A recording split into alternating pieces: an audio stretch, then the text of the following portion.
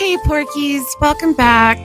Welcome if you're new. Welcome back if you're a returning member. Today's Tuesday and I thought we would try something a little different for the next couple of weeks.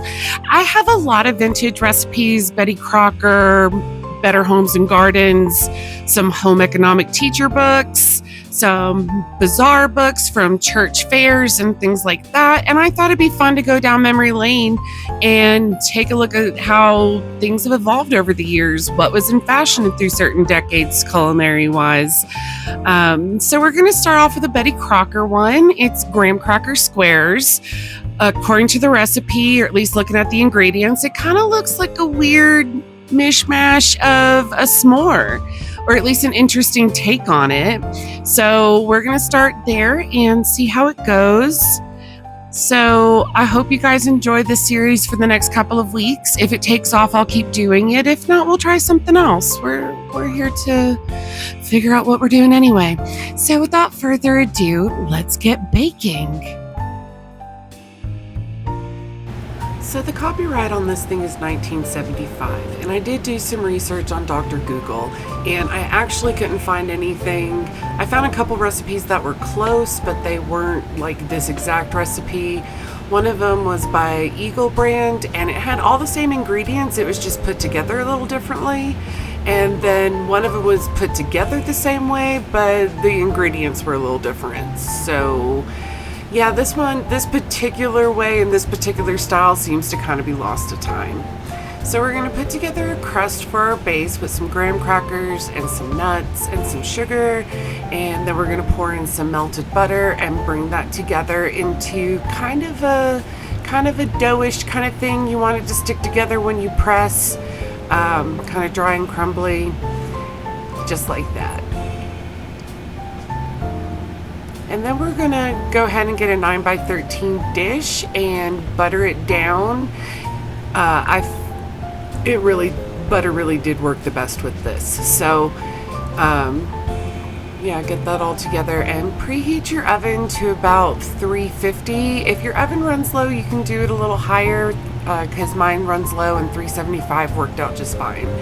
So we're gonna line the bottom of the dish with the cookie crumbs and the nut crumbs, and then we're gonna press it down with the back of any glass. I'm just using this measuring cup, and get it good and compact down.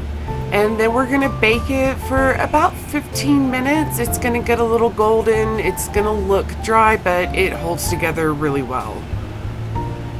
But while that's baking, let's get the custard together. So this is a can of sweetened condensed milk, some eggs, and some coke.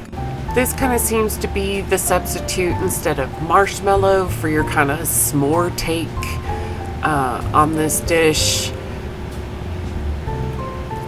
The eggs do beat in, they just take a little while to beat in, so just give it a minute and they beat in just fine.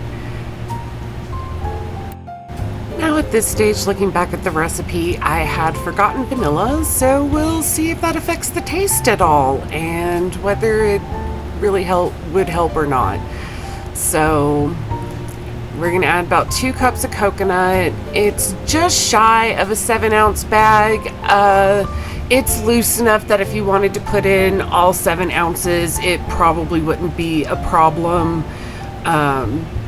Because yeah, as you'll see as it comes together, there is just like the slightest bit of extra liquid that you probably could have gotten the rest of that coconut into. I just wanted to do it how the recipe says the first time, so I know how to adjust it. And then we're just gonna take this coconut mixture and lay it out evenly on top of the baked graham cracker crust. And then we're gonna put it back in the oven.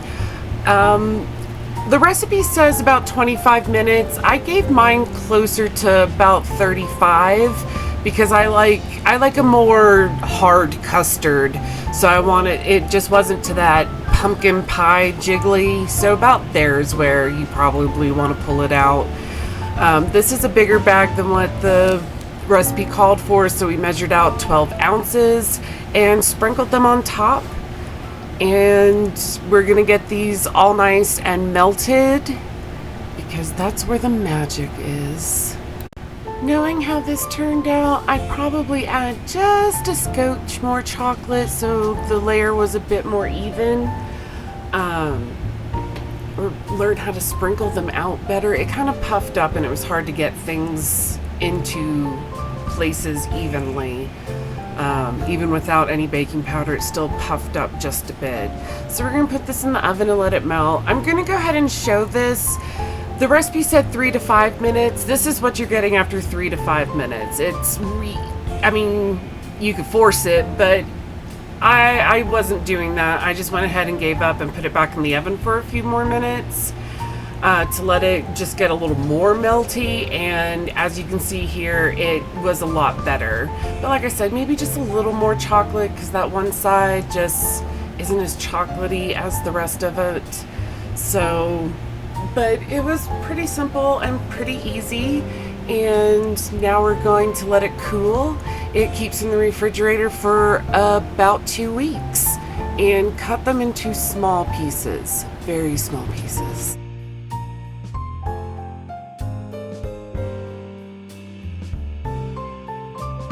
Okay guys, it's all cooled off now, so let's see if this is any good. We've got some really nice layers here. The chocolate's nice and solidified. The crust is holding together good.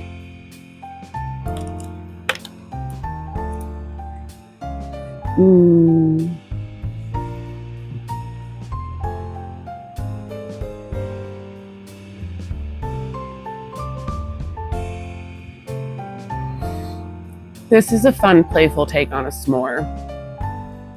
The nuts add a really nice texture to the crust that you wouldn't otherwise get with just graham crackers, sugar, and butter.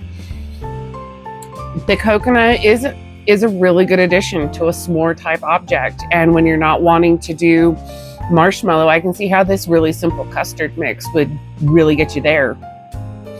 And the chocolate, of course, you can't have s'more without chocolate. So, but no, this one's really good. The recipe is going to be down in the description. You guys should give this a try out. Let me know in the comments about what you would add or change about it. I did give some to my neighbor and we were brainstorming what we could change about it. And the only thing we could come up with was caramel sauce to make it kind of like a samosa cookie. And that would probably be really good too. But yeah, honestly, this is probably the first recipe from the 70s I've had in a while that actually is good. Be prepared for that. But yeah, I would probably do this again, except put some caramel on, and I would probably add one more egg to the custard, just one. I just felt like, I feel like it's just a little looser than I would like my custards to be, but that would be the only thing I would really change about it. This one's actually really good. I'd probably give it an 8 out of 10. I do suggest if you make this, cut small pieces because that filling can be an undertaking. Like I have a huge piece here and I'm probably not going to eat all of that because wow, that filling is rich, but it's really good with the crust and the chocolate just really sets it off. So thank you guys for coming. I hope you guys enjoyed the beginning of this new series and the rest of this series. If you guys have any comments, questions, or concerns, please leave them in the comment section. Please like and subscribe, and I will see you guys next week with probably a tuna polenta thing. Don't ask questions. I'll fill you in next week. Love y'all. Bye.